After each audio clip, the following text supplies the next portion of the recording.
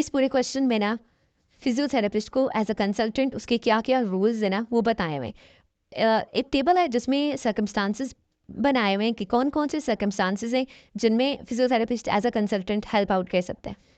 पहला जो उन्होंने सर्कमस्टांस बताया वो ये है कि आपके पास जब ह्यूमन रिसोर्सेज जो हैं वो बहुत ज़्यादा कम होते हैं तो तब कैसे कंसल्टेंट हमारी हेल्प आउट कर सकता है।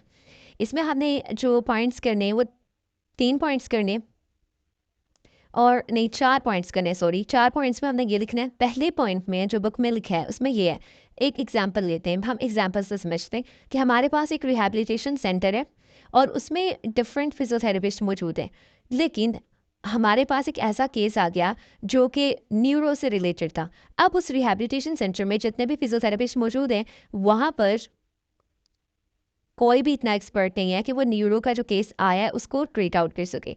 अब होता ये है कि इस केस में क्योंकि उनके लिए ये एक न्यू केस आ चुका है, वो अच्छी एक बेस्ट ट्रीटमेंट नहीं दे पाएंगे, तो उनको एक एक्सपर्ट बनने की ज़रूरत होती है। ठीक है, अब वो सिर्फ एक केस आया उनके पास, तो ऑब्वियसली उनके पास रिसोर्सेज इतने ज़्यादा नहीं है कि वो एक किसी एक्सपर्ट फिजियोथेरेपिस्ट को पूरे फुल टाइम जॉब के लिए लेके आ जाएं। तो इसमें ये होता है कि कंसल्टेंट एट दैट टाइम आपकी हेल्प आउट कर सकता है। अगर न्यूरो का कोई भी पेशेंट आ गया, आप कंसल्टेंट को बुलाओगे, कंसल्टेंट आपको पूरा ट्रीटमेंट प्लान बता देगा, ईच एंड एवरीथिंग उसके बारे में आपको गाइड कर देगा। ठीक है, जो एग्जिस्टिंग स्टाफ मौजूद होगा उसी को बता देगा कि इस बीमारी को इस तरह से ट्रीट आउट करना है एंड ऑल दैट, वो उन्हीं को अच्छे से बता देगा। तो यहाँ पर यह कि makeup for a shortage of a particular expertise among existing staff, कि आपके पास जो स्टाफ मौजूद होता है ना उसी में वो क्या कर देता है, कंपनसेट कर देता है। कंसल्टेंट कंपनसेट किया ना उसने, कि उसने क्या किया, makeup for shortage of particular expertise among existing person.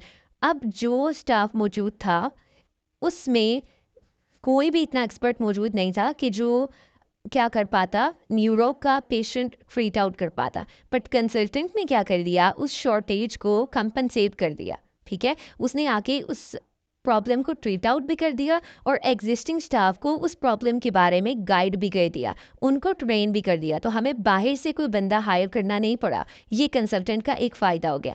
फिर अल्टरनेटिव के तौर पे कंसल्टेंट हमारे पास काम करता है। किस तरह काम करता है कि जब आपके पास रिसोर्सेज बहुत ज़्यादा कम होते हैं, आपका रिहैबिलिटेशन सेंटर है और आपके पास इतने रिसोर्सेज नहीं हैं कि आप न्यू स्टाफ जो है उसको हायर कर सको, आपको ज़रूरत है, आपके पास पेशेंट्स ऐसे आ रहे हैं जो कि आपके पास इतनी स्किल्स नहीं है, आपके पास इतना नॉलेज नहीं है, तो एट दैट टाइम जो कंसल्टेंट है वो अल्टरनेटिव के तौर पर हेल्प आउट आपकी कर सकता है। कि आप नया स्टाफ हायर नहीं कर पा रहे, आपका बजट नहीं है, तो आपने कंसल्टेंट को वहाँ पर बुला लेना है और कंसल्टेंट को आपने क्या कर देना है, हायर कर देना है। ये आपके पास फुल टाइम नहीं होगा, पार्ट टाइम होगा और आपको इसको इतनी ज़्यादा पे नहीं देनी पड़ेगी एज़ कम्पेयर अगर आप फुल टाइम जो एक फिजियोथेरेपिस्ट को हायर करते हो वो आपके लिए ज़्यादा एक्सपेंसिव होगा। फिर नेक्स्ट जो बताया कि बाज़-औक़ात ऐसे होता है कि सर्कमस्टांसेस ऐसे हो जाते हैं कि आपके पास पेशेंट्स का लोड बहुत ज़्यादा हो जाता है और आपके पास जो एक्सिस्टिंग स्टाफ होता है वो इस काबिल नहीं होता कि वो चीज़ों को मैनेज आउट कर सके, क्योंकि काम बहुत ज़्यादा होता है। तो उस सूरत में भी ये होता है कि जो कंसल्टेंट है वो हमारी हेल्प आउट कर सकता है और उस टाइम वो कंसल्टेंट आ सकता है और ये जो वर्क लोड है उसको मैनेज कर सकता है। फिर ये होता है कि समटाइम आप अपने रिहैबिलिटेशन सेंटर में एक न्यू प्रोजेक्ट बनाना चाह रहे हो और न्यू प्रोजेक्ट बनाने के लिए आपको, अगर आपके पास रिसोर्सेज बहुत ज़्यादा कम है तो आप एक नया स्टाफ नहीं ला सकते हो, एक न्यू स्टाफ लाके इस्टेब्लिश नहीं कर सकते हो, क्योंकि आपके पास रिसोर्सेज जो हैं वो बहुत ज़्यादा कम है। अब जब रिसोर्सेज ही बहुत ज़्यादा कम है तो फिर आप कंसल्टेंट को बुला सकते हो। आपने कोई भी न्यू प्रोग्राम बनाना है, न्यू प्रोजेक्ट बनाना है, वो आपको ईच एंड एवरीथिंग के बारे में गाइड कर देगा, आपको वो इस्टेब्लिश करवा के दे देगा एज़ कम्पेयर टू कि आप एक पूरा न्यू स्टाफ लेके आओ उससे। तो वो जो कंसल्टेंट आएगा, आपका एग्जिस्टिंग स्टाफ जो है वो उसी को गाइड करके चला जाएगा। न्यू प्रोजेक्ट फॉर एग्जांपल आप एक पीरियड्स का जो है पीरियाट्रिक एक प्रोग्राम स्टार्ट करना चाहते हो अपने रिहैबिलिटेशन सेंटर में, तो आप कंसल्टेंट को बुलाओगे, कंसल्टेंट आपको वो प्रोग्राम पूरा इस्टेब्लिश करके दे देगा, आपको गाइड करके दे देगा और जो एग्जिस्टिंग स्टाफ होगा उसी को क्या कर देगा, ट्रेन कर देगा। तो ये था इन एडुकेट ह्यूमन रिसोर्सेज। जब आपके पास रिसोर्सेज बहुत ज़्यादा कम होते हैं तो कंसल्टेंट आपकी कैसे हेल्प आउट करता है। अब आता है ऑब्जेक्टिव पॉइंट ऑफ व्यू। इसमें हमने हमें ये देखना होता है कि हमने कंसल्टेंट का पॉइंट ऑफ व्यू देखना होता है, उसकी राय लेनी होती है। हम राय कब कब लेते हैं? हम 3 जगहों पे राय लेंगे। एक तो ये कि हमारे पास कोई प्रॉब्लम है, बहुत ज़्यादा पार्टिकुलर प्रॉब्लम है, और हम ये चाहते हैं कि कंसल्टेंट आए और हमें आगे उस प्रॉब्लम के बारे में बताए और बताए कि उसको कैसे मैनेज आउट करना है उस प्रॉब्लम को।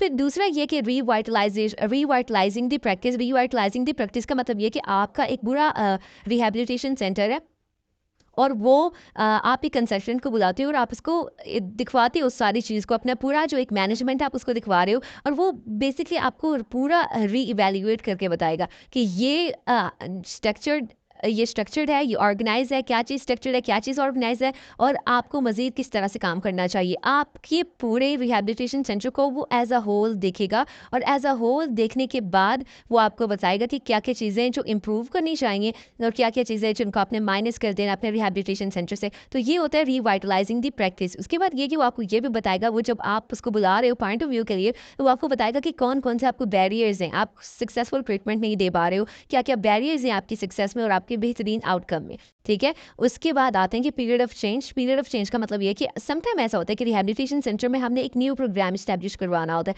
न्यू प्रोग्राम इस्टेब्लिश करवाने का मतलब क्या है कि आप एक ट्रांसफॉर्मेशन की तरफ जा रहे हो सकता है कि आप 2 ऑर्गेनाइजेशंस जो हैं या 2 लोग जो हैं वो इकट्ठे मिलकर काम करना चाह रहे हो। ठीक है, 2 पार्टीज हैं वो इकट्ठे मिलकर काम करना चाह रहे हैं, या फिर सीईओ जो है वो आप उसको, कोई न्यू आ रहा है, कोई मैनेजर जो है वो न्यू आ रहा है, या आप कोई न्यू एक टेक्नोलॉजी इस्टेब्लिश कर रहे हो, आप न्यू एक प्रोजेक्ट बना रहे हो। पीरियड ऑफ चेंज का मतलब है कि आप कोई भी एक बड़ी ट्रांसफॉर्मेशन के लिए जा रहे हो। ठीक है, और उस टाइम आपको एक कंसल्टेंट की ज़रूरत होगी। कंसल्टेंट क्या करेगा? वो कैटलिस्ट के तौर पे एक्ट करता है। कैटलिस्ट का मतलब ये, क्योंकि कंसल्टेंट एक एक्सपीरियंस्ड बंदा होता है, आज जब उसको बुलाते हो तो वो आपकी चीज़ों को एक कैटलिस्ट की तरह काम करवा देता है। जैसे एक काम आपने बिना कंसल्टेंट के करना है और एक काम आप कंसल्टेंट के साथ करो, तो कंसल्टेंट आपको एक पूरा रोड मैप दे देता है टुवर्ड्स द सक्सेस। तो दैट्स वाई इसके लिए लिखा गया कि ये एज अ कैटलिस्ट के तौर पे काम कर रहा होता है।